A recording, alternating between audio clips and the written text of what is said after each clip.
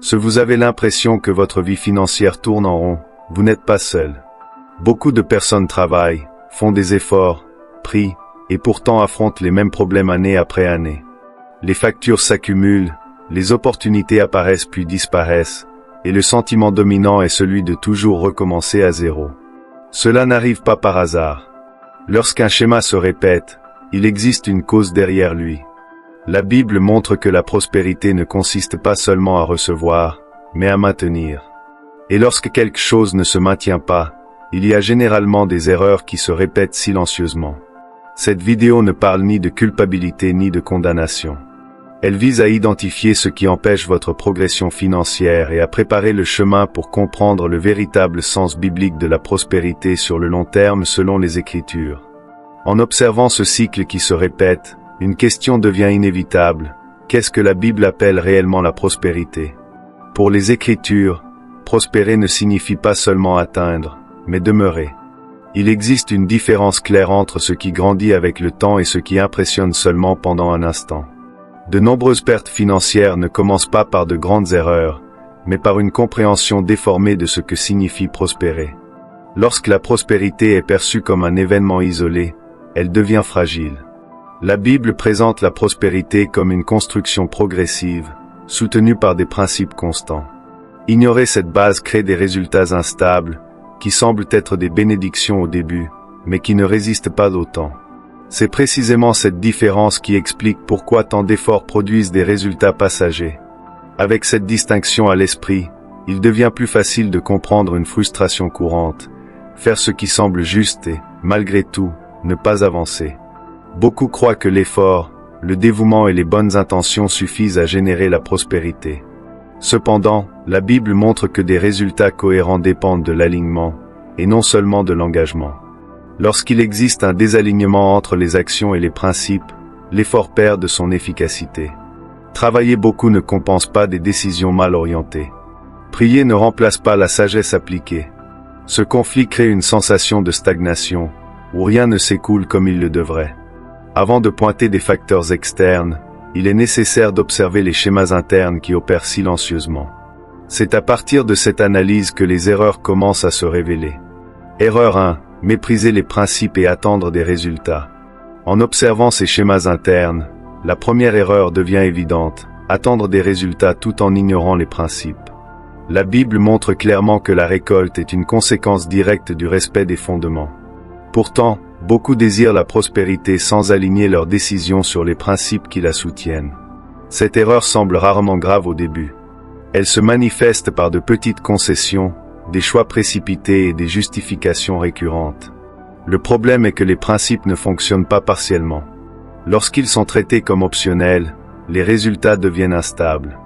Avec le temps, cela génère de la frustration, car l'effort continue d'exister, mais le soutien disparaît. La prospérité biblique ne répond pas aux intentions, elle répond à l'alignement. Ignorer les principes crée une base fragile, où toute avancée est temporaire. Cette erreur maintient les personnes prisonnières de cycles d'essais et d'erreurs, sans comprendre pourquoi rien ne se consolide. Erreur 2. Manque de constance dans les décisions. Lorsque les principes sont traités comme quelque chose de momentané, la deuxième erreur apparaît naturellement, le manque de constance. Beaucoup de décisions commencent correctement, mais ne sont pas maintenues suffisamment longtemps pour produire des fruits. La Bible présente la constance comme un facteur déterminant pour toute construction durable. Pourtant, il est courant d'alterner des périodes de discipline avec de longs intervalles de négligence. Ce comportement crée des cycles d'avancée et de recul qui annulent le progrès. La personne commence, s'arrête, reprend, puis abandonne à nouveau, croyant toujours que le problème vient des circonstances. L'absence de constance ne provoque pas de pertes immédiates, mais empêche l'accumulation de résultats au fil du temps. La prospérité exige de la continuité. Sans elle, chaque nouvel effort ressemble à un recommencement, et la sensation de ne jamais avancer devient constante. C'est ainsi que beaucoup restent occupés, mais n'évoluent pas. Erreur 3. Confondre la foi avec l'irresponsabilité. Lorsque la constance est rompue, une troisième erreur s'infiltre souvent de manière subtile. Confondre la foi avec l'irresponsabilité. La Bible ne sépare jamais la foi de la sagesse, mais beaucoup font des choix risqués en espérant que la foi corrige des conséquences prévisibles. Des décisions financières prises sans analyse, des engagements assumés sans planification et des dépenses justifiées comme des actes de foi créent des pertes silencieuses. Au début, rien ne semble anormal.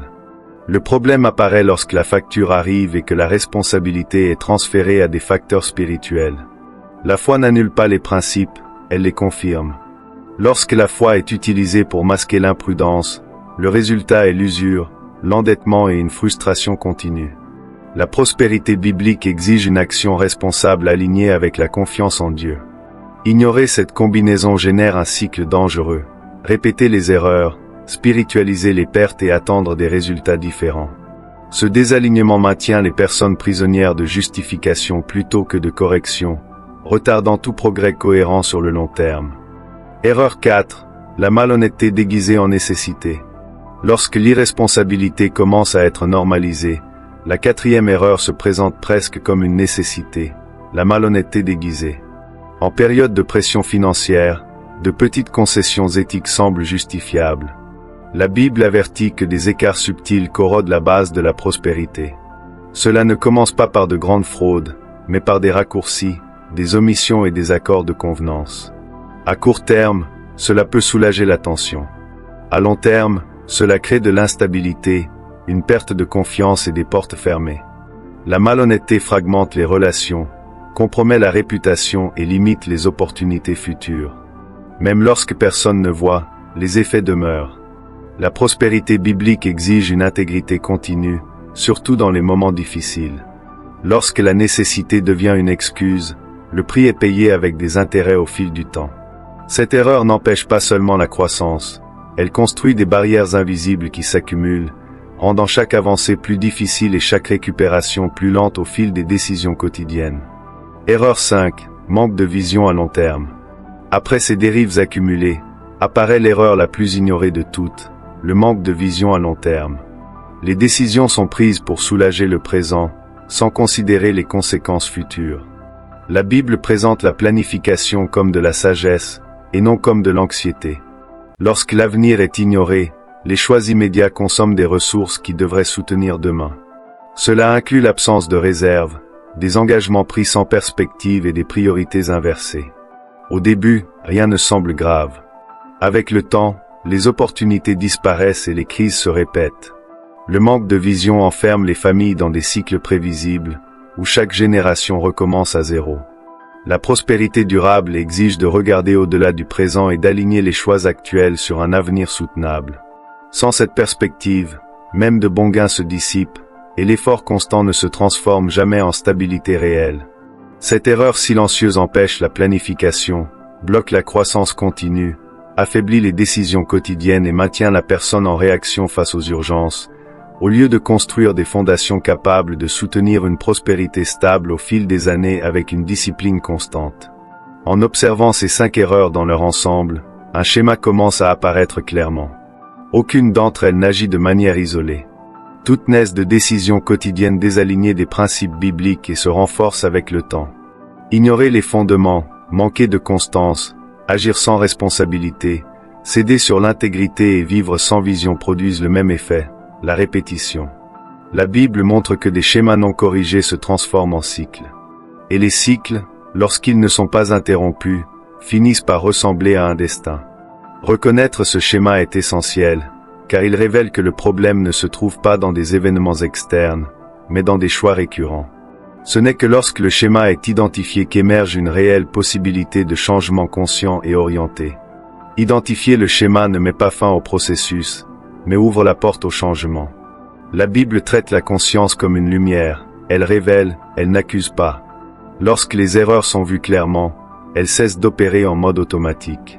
C'est le point où beaucoup s'arrêtent, mais c'est aussi là que la transformation commence. La conscience génère la responsabilité, et la responsabilité crée le choix.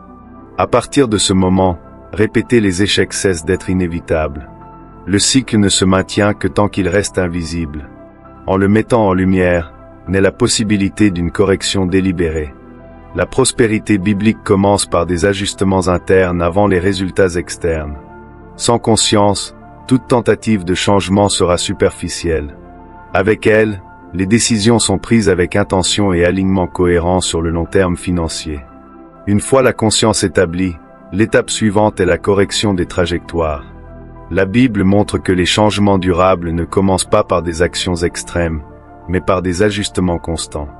De petites décisions alignées sur les bons principes, répétées au fil du temps, produisent des effets cumulatifs.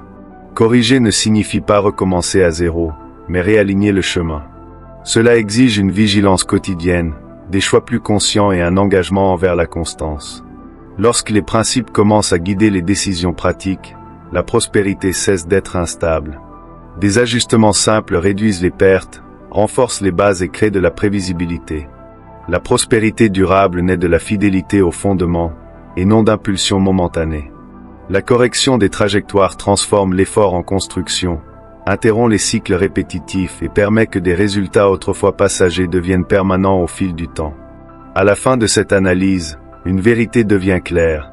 La prospérité biblique n'est pas le résultat du hasard, de la chance ou de moments isolés. Elle est une sustentation construite par des principes appliqués quotidiennement. Les erreurs présentées ne détruisent pas la prospérité d'un seul coup, mais peu à peu, silencieusement. De la même manière, la correction ne se produit pas instantanément, mais de façon continue. Lorsque les principes sont respectés, les décisions deviennent plus solides et les résultats commencent à se maintenir. Ignorer les fondements génère la répétition. Les aligner génèrent la stabilité. La Bible ne promet pas l'absence de défis, mais enseigne comment les traverser sans perdre ce qui a été construit. La prospérité durable naît du choix conscient de vivre selon des principes qui demeurent au fil du temps.